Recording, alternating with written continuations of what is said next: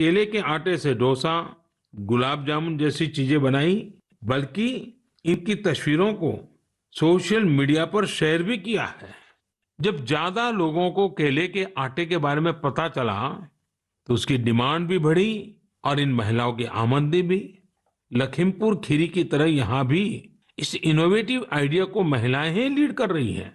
साथियों, ऐसे उदाहरण जीवन में कुछ नया करने की प्रेरणा बन जाते हैं।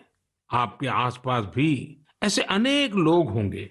जब आपका परिवार मन की बातें कर रहा हो, तो आप इन्हें भी अपनी गपशप का हिस्सा बनाइए।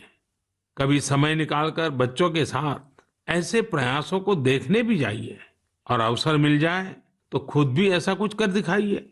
और हाँ, यह सब आप मेरे साथ नमो ऐप या माई गॉव पर साझा करेंगे तो मुझे और अच्छा लगेगा। मेरे प्यारे देशवासियों, हमारे संस्कृत ग्रंथों में एक श्लोक है, आत्मार्थम जीव लोके अस्मिन् को न जीवति ही मानव परम परोपकार्थम यो जीवति स जीवति। अर्थात अपने लिए तो संसार में हर कोई जीता है, लेकिन वास्तव में वही व्यक्ति जीता है जो परोपकार के लिए जीता है। भारत माँ के बेटे बेटियों के परोपकारी प्रयासों की बातें, यही तो मन की बात है।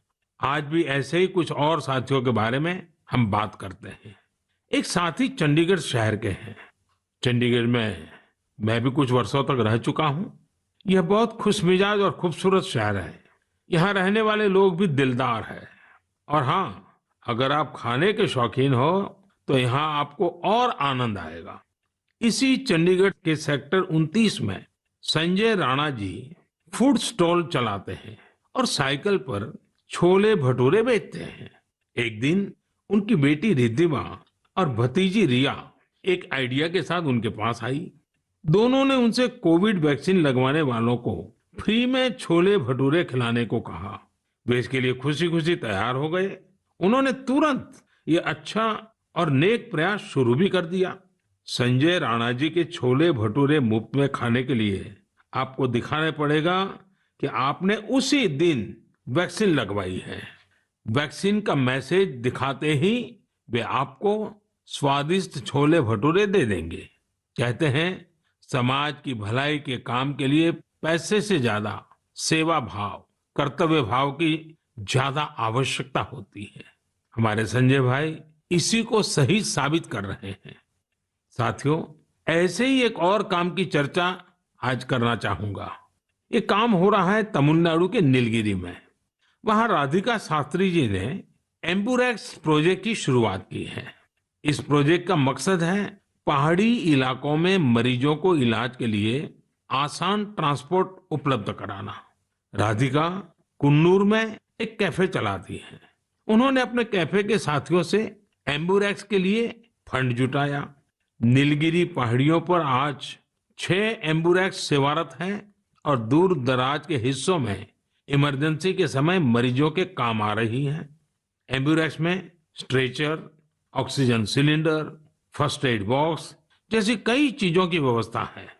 साथियों, संजय जी हो या राधिका जी, इनके उदाहरणों से पता चलता है कि हम अपना कार्य, अपना व्यवसाय, नौकरी करते करते भी सेवा के कार्य कर सकते हैं। साथियों, कुछ दिन पहले एक बहुत ही इंटरेस्टिंग और बहुत ही इमोशनल इवेंट हुआ, जिससे भारत जॉर्जिया मैत्री को नई मजबूती मिली।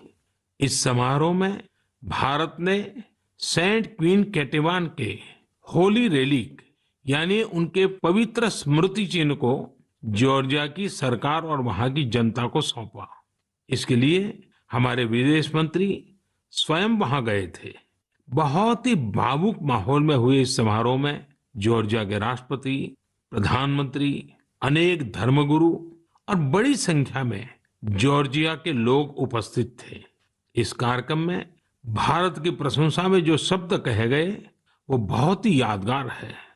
इस एक समारोह ने दोनों देशों के साथ ही गोवा और जॉर्जिया के बीच के संबंधों को भी और प्रगाढ़ कर दिया है। ऐसा इसलिए क्योंकि सेंट क्वीन केटेवान के ये पवित्र अवशेष 2005 में गोवा के सेंट ऑगस्टिन चर्च से मिले थे। साथियों, आपके मन में सवाल होगा कि ये सब क्या है, ये कब और कैसे हुआ? दरअसल ये आज से 400-500 साल पहले की बात है। क्वीन केटेवान जॉर्जिया के राज परिवार की बेटी थी।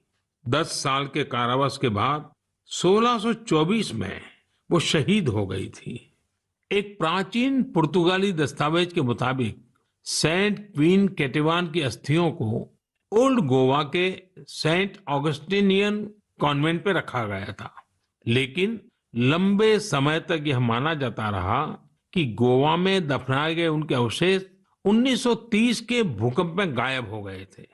भारत सरकार और जॉर्जिया के इतिहासकारों, रिसर्चर्स, आर्कियोलॉजिस्ट और जॉर्जियन चर्च के दशकों के अथक प्रयासों के बाद 2005 में उन पवित्र